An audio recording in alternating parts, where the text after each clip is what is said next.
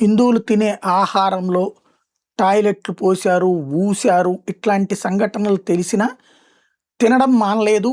అన్యమత వర్గాలు అన్నటువంటి ఉద్దేశంతో పక్కన పెట్టలేదు. నడుస్తూనే ఉంది. ఎక్కడో కొంతమంది ఒక 1%, 2% ఇదున్న మిగతా వాళ్ళందరూ కూడా చేస్తూనే ఉన్నారు. బట్ ముస్లింలు గనక ఒకళ్ళని వ్యతిరేకిస్తే, ఓ సినిమాని వద్దనుకుంటే, ఒక వ్యక్తిని వ్యతిరేకిస్తే వాళ్ళు మొత్తం ఒకటవుతారు. ఇప్పుడు మెక్‌డొనాల్డ్స్ విషయంలో ప్రపంచమంతా ఒక్కటవుతారో చూడాలి. బ్రిటన్‌లోని మెక్‌డొనాల్డ్స్‌లో ముస్లింలకు సంబంధించినటువంటి గ్రూపు మెగాఫోన్లు పెట్టుకుని పెద్ద ఎత్తున ఆందోళనకు దిగింది.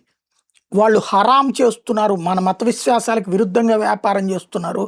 నగ్గెట్స్ లాంటివి వచ్చేటప్పటికి ఖచ్చితంగా మన మతానికి విరుద్ధమైనటువంటివి. ఈ ఈ తరహా వ్యవస్థను మనం అంగీకరించడానికి వీల్లేదు.